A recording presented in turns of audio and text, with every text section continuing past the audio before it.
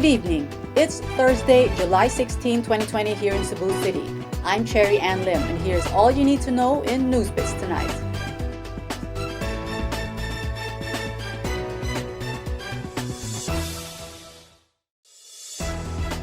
Now that the quarantine status of Cebu City has been downgraded to modified enhanced community quarantine until July 31, malls and other commercial centers are now allowed to operate, but limited only to non-leisure establishments following minimum health standards.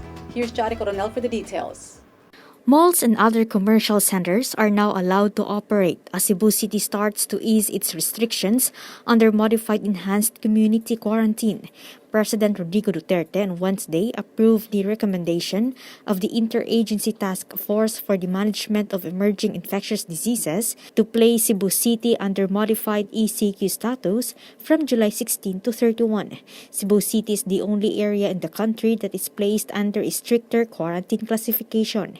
In Executive Order No. 84 signed by Cebu City Mayor Edgardo Labella, the operation of malls and other shopping centers are limited only to non-leisure. Allowed to operate with only 50% operational capacity are malls and commercial centers, dining establishments, and restaurants, but for delivery and takeout only. Hardware stores, clothing and accessories, bookstore and school and office supplies, infant care supplies, information technology and communications equipment, flower, jewelry, novelty, and perfume shops, and toy stores are now also allowed to operate. Individuals 21 years old and below and 60 years old and above, as well as those with comorbidities and pregnant women, will not be allowed to enter commercial establishments. Under the order, quarantine passes issued by the city government are still in effect. Q-Pass shall only be allowed from 6 a.m. to 8 p.m. and holders should adhere to the schedule. Chare Coronel, Newsbits Tonight. The Philippine Red Cross opened its molecular laboratory in Barangay Hagubiao, Mandaue City today. The laboratory can cater to up to 4,000 swab samples per day, with results out after 48 hours. Here's Kenneth Torres for the details. To support the existing molecular laboratories in Central Visayas, the Philippine Red Cross officially opened its molecular laboratory in Barangay Hagubiao, Mandaue City today. Senator Richard Gordon says the molecular laboratory has the biggest swab testing capacity in Visayas and Mindanao. It can cater to up to 4,000 swab samples per day, and results can be acquired after 48 hours. The 207 square meter laboratory has 4 PCR machines. In case the demand will increase, Gordon says they could provide another 2 machines to cater up to 6,000 test kits. Gordon says any individual could avail of their services. PhilHealth will cover the swab expenses of its members. Non-members will have to pay 4,000 pesos for the COVID test. The PRC says it will also offer programs that could help indigent avail the swab.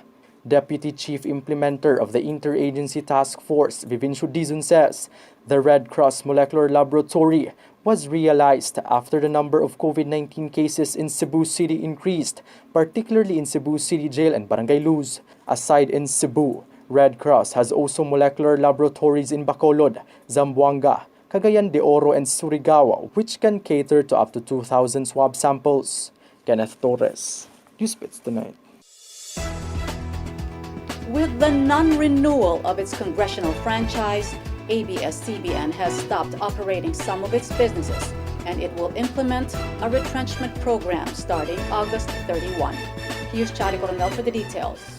ABSCBN announced on Wednesday that it would cease the operations of some of its businesses and will lay off workers effective August 31 after the House Committee on Legislative Franchises denied the company a new 25-year franchise.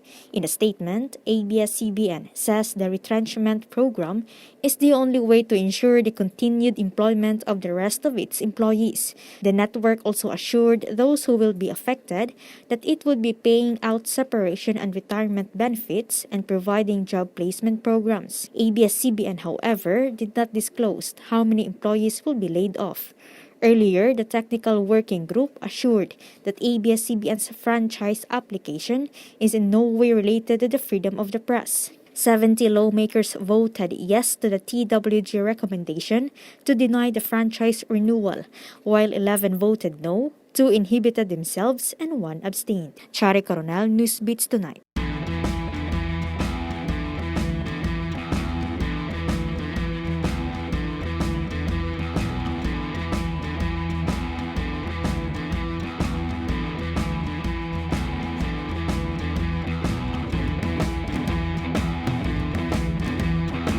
For the latest in sports, here's Kenneth Torres.